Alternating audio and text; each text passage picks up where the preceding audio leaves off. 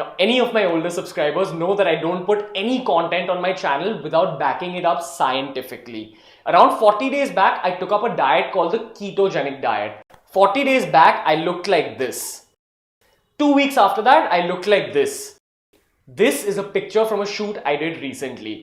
Now, I used to be like this guy. Arey bro, you're doing a keto diet or what? You want to lose all your muscles or what? You want to get cancer or what? There's a lot of myths and misconceptions that are going around when it comes to the ketogenic diet. As with anything fitness related, if you want to understand it better, you gotta science the shit out of it.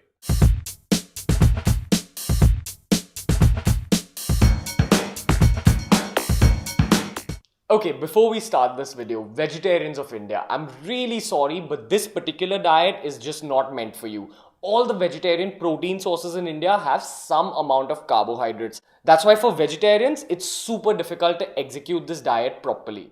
So basically, a keto diet is a super low carb diet. And by super low carb, I mean really super low carb. There's a serious threshold if you want to execute the ketogenic diet well. Now, some studies say that a ketogenic diet is basically staying below 50 grams of carbs. But from my own experience, the only time I actually did a ketogenic diet was when I stayed below 20 grams of carbs. Now, I've met so many people who think they're on a ketogenic diet when really they're just on a low carb diet. In an actual keto diet, you gotta account for every single thing you're eating. When I was doing the keto diet, I used to count even the pods of garlic that I was adding to my food. And I've seen people who do keto diets where they eat fruit and they eat junk food. It's not like that. You have to eat homemade food during a ketogenic diet, and ideally, it should be made by you. You should be in control of what you're eating, and you should make sure you stay below 20 grams. Remember, the golden rule when it comes to ketosis is you need to stay below 20 grams of overall carbs for the day,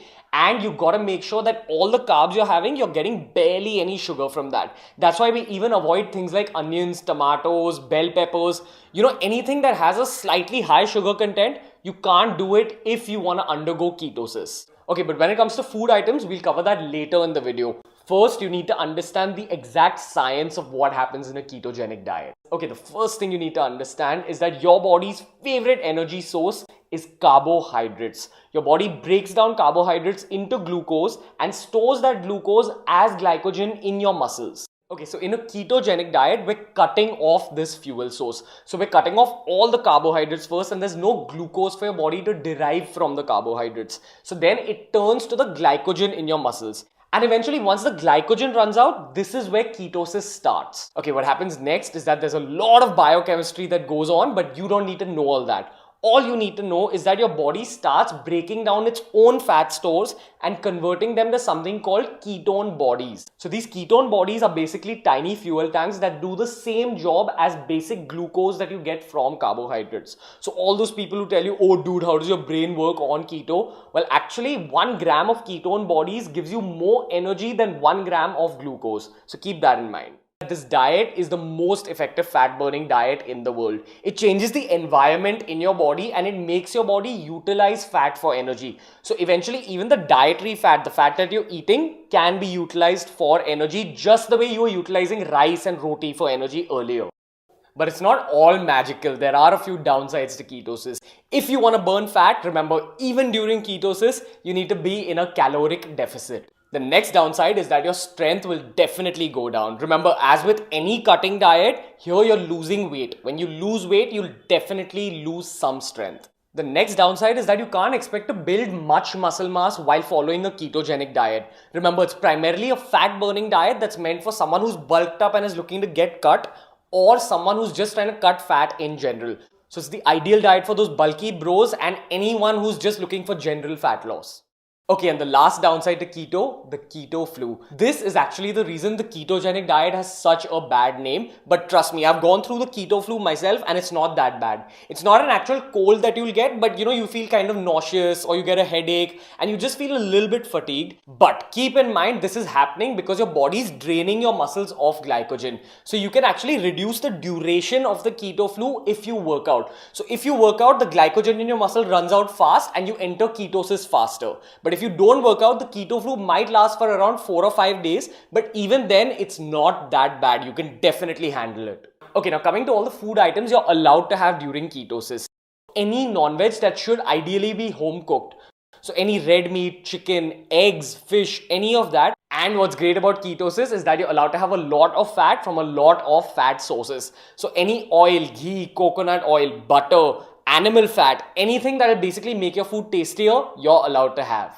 Okay, and finally, coming to the most important aspect of ketosis, in my opinion, you have to have vegetables and you need to be super selective about the vegetables. Remember, you can't have everything. So I'll give you a quick list of what you can have. Anything leafy, so that's spinach, cabbage, iceberg lettuce, normal lettuce, red cabbage, broccoli works really well, zucchini works really well. But with all the other vegetables, including carrots, beetroot, and almost everything that I've not mentioned, they're all a little bit dangerous to have during ketosis. So if you want to execute ketosis well, these are the vegetables you need to stick to. Now remember, you're allowed to have 20 grams of carbs and no more. So you got to make sure that in those 20 grams, you fit in all those vegetables and nothing else ideally. Yeah, vegetables are that important. It'll prevent you from being constipated from all that meat. It'll give you all your nutrition and it'll just keep you healthy overall, which according to me is the main reason you should be attempting a ketogenic diet in the first place. Okay, so that's what you can eat, but keep in mind there's a bunch of food items that people think you can have on ketosis, which you really shouldn't be having. On the top of every list is cheese. Remember, processed cheese has a lot of carbs and it'll put you out of ketosis almost immediately. Secondly, paneer. Any milk product generally has some amount of carbohydrates. So if you want to take ketosis to the next level, I'd even advise you to completely avoid dairy during ketosis. Third, nuts. Now I know nuts are a super healthy fat source and all that, but with all that fat, you're also getting a substantial amount of carbohydrates. If you want to execute keto well, keep your nut intake super low. Also, peanut butter. For some reason, everyone thinks you can have peanut butter during ketosis. Remember, the way to go during keto is don't have anything processed. Okay, now very important concept to note, there are two kinds of ketogenic diets. The first is for bodybuilders who are trying to cut down from being bulked up, who are just trying to burn fat and conserve muscle. The second is the textbook ketogenic diet, which is meant for the average person who's just looking to burn fat. So this is what the textbook ketogenic diet looks like. Your entire calories for the day, which should be below maintenance, should be split like this. You need 60 to 70% from fat. You need 5% from carbs, no more, and the remaining you need to get from protein. So if you split your calories this way, you'll end up burning fat very rapidly. But the textbook ketogenic diet doesn't apply to me and it won't apply to you if you're a gymmer. If you gym and you've already built a substantial amount of muscle mass and then you want to get leaner, your main friend again is your protein goal. Watch my video on protein requirements to calculate your own. So during a ketogenic diet, if you're looking to burn fat, you just need to hit about 80% of your protein goal and get your remaining calories from fat, and that'll do the trick for you. Eventually, after being on ketosis for a while, you'll see that your appetite decreases, and then you can even afford to reduce your protein intake and you'll still keep burning fat, and more importantly, you'll be conserving strength and muscle.